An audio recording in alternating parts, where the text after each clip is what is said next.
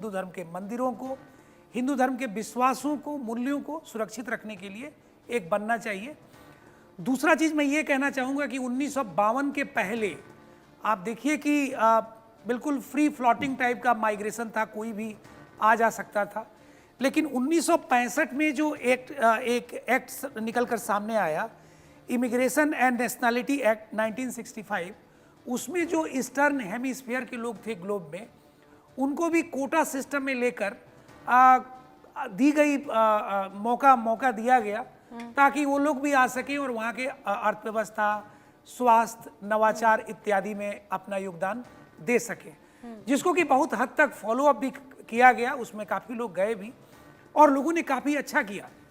और जैसा कि आदरणीय प्रधानमंत्री जी ने नवाचार पर विशेष जोर दिया है, तो यदि नवाचार को हमारे भारतीय वहाँ पर जाकर प्रैक्टिस करते हैं या दूसरे देश से भी आए हुए हिंदू लोग इसको प्रैक्टिस करते हैं और इसके माध्यम से उनकी सुरक्षा कितना होगा। हाँ, यदि बिहारी जी इसको बहुत सोचना पड़ेगा कि विरोध कितना होगा। हाँ, तो मैं अपनी जस्ट एक लाइन और बोलता हूँ फिर। तो मैं ये कहना चाहूँगा कि जब तक इस पूरे ही स्थिति को एक ऐसे हम रूप में न तब्दील कर दें कि हर आदमी को ये स्वतंत्रता है कि उसके पास अगर टैलेंट है, प्रतिभा है, तो उसको प्रैक्टिस करे और उसको प्रैक्टिस करके जितना भी इंसेंटिवाइजेशन करना है, जितना कुछ मुनाफा कमाना है वो कमाई। इसमें बुराई क्या है? हाँ, ये बिल्कुल हम में से किसी ने कहा कि कई बार प्रगति को देखकर दूसरे वाले जलते हैं। तो जलने का काम, जलने से क्या होगा? जलने से तो ज़्यादा कुछ होगा नहीं।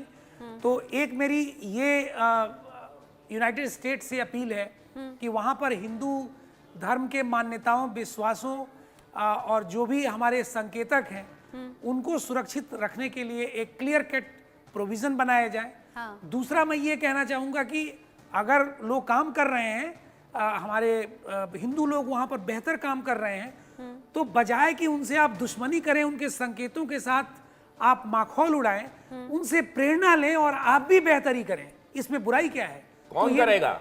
कोई नहीं करेगा, क्योंकि वो जानते हैं कि आप बढ़ रहे हैं। आपकी तरक्की को देख के वो नहीं चाहते कि आप तरक्की करें इतना। हाँ। सबसे बड़ी बात यह है कि वहां अभी कपूर जी ने बताया कि वहां डेवलपमेंट, लेकिन बात ये भी है ना कि बहुत कम परसेंट में होने के बाद भी डेवलपमेंट, अगर कोई तरक्की से जल भी रहा है और अगर हिंदू विदेशों में जाकर अच्छा कर भी रहे हैं, हाँ, और जिन्हें दिक्कत है उन्हें फिर ठीक किया जाए ना, उनकी अक्ल को ठिकाने लगाया जाए ना। और प्रदीप कपूर जी, प्रेशर डालना पड़ेगा। हाँ, इसके लिए बहुत देखना पड़ेगा। भारत कड़ी निंदा कर भी रहा है। प्रदीप कपूर जी, एक बात मुझे याद आई, दिवाली के आसपास में जब बांग्लादेश की घटनाएं सामने आ रही थी, हिंदुओं को निशाना बनाना या हिंदू धार्मिक स्थलों को निशाना बनाना, उस वक्त डोनाल्ड ट्रंप ने एक पोस्ट किया था और ये कहा था कि अगर मैं सत्ता में होता, क्योंकि तब तक रिजल्ट सामने नहीं आए थे, उन्होंने कहा अगर मैं सत्ता में होता तो ये स्थिति ऐसी ना होती। हिंदुओं को टारगेट करना ठीक नहीं, हिंदुओं को निशाना बनाना ठीक नहीं। मैं होता अगर सत्ता में तो चीजें बदली हुई होती। उस वक्त बड़ी उम्मीद लगाई गई थी कि शायद वैश्विक तौर पर हिंदुओं का अगर कहीं टारगेट किया जा रहा है तो डोनाल्ड ट्रंप की नजर उस पर है। अब तो यहाँ अमेरिका में ही हो रहा है। हाँ जी, रचना जी आपने बहुत सही कहा है। तो उसमें मैं ये कहना चाहूँगा कि अभी इस सरकार से उम्मीद तो बहुत है और रखनी भी चाहिए और होगा भी, बट उसमें स्टेप बाय स्टेप लेके हमको आगे बढ़ना होगा कि क्या उनके काम को हम कैसे और भी मजबूत बना सकते हैं, उनके रिएक्शन को कैसे सपोर्ट कर सकते हैं। क्योंकि अभी अगर आप देखें, जो FBI का जो चीफ है, जो हेड है, जो डायरेक्टर है, वो हिंदू है, कश्यप प्रमोद विनोद पटेल। दूसरे जो यहाँ पर डायरेक्टर ऑफ नेशनल इंटेलिजेंस हैं वो हिंदू हैं, तुलसी गबार्ड। तो ऐसे ट्रंप की सरकार में जो बिल्कुल अपने आप को साफ हिंदू कहते हैं, वो बहुत इम्पोर्टेंट पोजीशंस पे हैं। तो उनके तक ये बात पहुंचाना, उनके तक ये एक्सपेक्ट करना कि पॉलिसी में चेंज होगा यहाँ पर, वो सब थोड़ा सा प्रोफेशनल वे में हमको करना पड़ेगा और इसमें लीगल एक्शन भी स्टार्ट करना पड़ेगा। तो इसमें फिर हमको आगे बढ़ना ज़्यादा आसान हो जाएगा। हालांकि ये नहीं हमको सोचना चाहिए कि हम पीछे बैठे रहें और अपने खुद के इनिशिएटिव पे सब कुछ करेंगे। अगर हम सजेस्ट करेंगे, अगर हम उनको फ्रेमवर्क बताएंगे, अगर हम उनसे बातचीत करेंगे, तो इसके लिए मैंने कहा पहले भी कि अगर हम मंदिरों के अंदर ये जो पॉलिसी मेकर्स हैं, डिसीजन मेकर्स हैं, यहाँ का लीडराना है, जो लीगल बेसिस पे जो पुलिस है, जो सारा लॉ एंड ऑर्डर का सपोर्ट करने वाली जो कौम है, उनको अगर हम मंदिरों में इनवाइट करें और उनके साथ मंदिरों में भी बैठ के बातचीत करें कि हमको इन जगहों को फ्यूचर में कैसे सुरक्षित रखना है, क्योंकि ये घटनाएं कम होने वाली नहीं है, बढ़ती जाएंगी, तो उनकी तरफ से फिर एक्शन होना आसान हो जाएगा, उनको भी सहूलियत हो जाएगी कि हमको भी कुछ करना जरूरी है। हमको यहाँ पर सीसीटीवी कैमरास में देख के अगर हम एक्शन लेते हैं, जिन्होंने ये एक्शन किए हैं, जैसे अगर खालिस्तानी, और वो तो बहुत ही अजीब लोग हैं, बहुत कम लोग हैं, तो उनके खिलाफ एक्शन लेना भी बहुत आसान है अगर सीसीटीवी कैमरास हो। तो अगर एक्शन लिया जाता है ऐसे, तो फ्यूचर में फिर लोग घबरा जाएंगे। कई तस्वीरें तो आती हैं, लेकिन प्रदीप जी सीसीटीवी भी होते हैं, ऐसे भी तमाम वीडियोस जो बनाए हुए होते हैं वो वायरल रहते हैं, चेहरे भी नजर आते हैं। अगर वाकई मंशा हो उनके खिलाफ कार्रवाई करने की, तो क्या हो नहीं सकता प्रैक्टिकली अगर देखा जाए? हाँ जी, बिल्कुल बिल्कुल, बट आपकी तरफ से क्या रिक्वायर्ड है कि आप इस पे फॉलो अप करते रहें। आप जो लॉ एंड ऑर्डर एजेंसीज हैं उनके साथ बातचीत, जो आपका सारा मंदिर का जो लीडरशिप है, यहाँ पर अभी बहुत एक्शन हो रखा है। अभी 5 मिलियन के करीब हिंदू हैं पूरे दुनिया से अमेरिका में। जैसे हमारे एक और किसी पैनलिस्ट ने कहा, वो 0.07% नहीं, वो इस समय पे 5 मिलियन है, जो 1.5% के करीब है। तो ये बहुत स्ट्रॉन्ग फोर्स है, बहुत इकोनॉमिकली स्ट्रॉन्ग है, अदरवाइज ऑल्सो बहुत स्ट्रॉन्ग है, पॉलिटिकली अब बहुत स्ट्रॉन्ग हो गई है।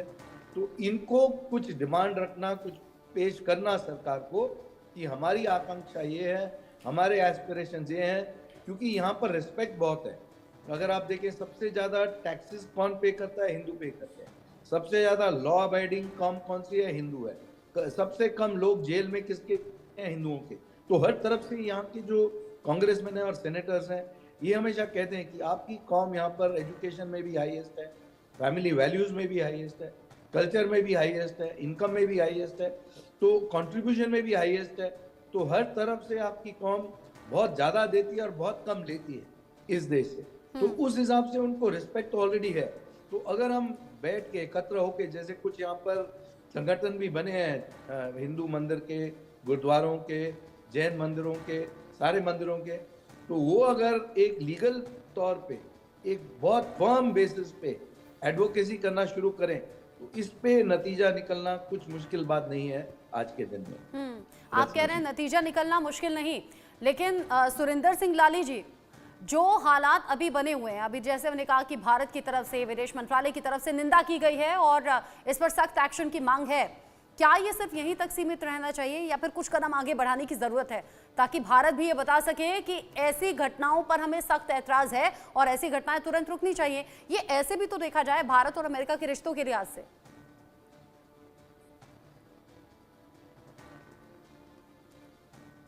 सुरेंद्र जी अनम्यूट कीजिए खुद को। म्यूटेड है वो। जी जी, मेरी आवाज आ रही है आपको? आ रही है आवाज आपकी। रचना जी, आपने बिल्कुल सही कहा, और मैं अगर आपकी इस बात का लबो लबाब निकालूं जो अब तक मेरे से पहले पैनलिस्ट ने कहा, मैं एक शेर सुनाना चाहूंगा, एक सुझाव और कुछ सबूत देना चाहूंगा।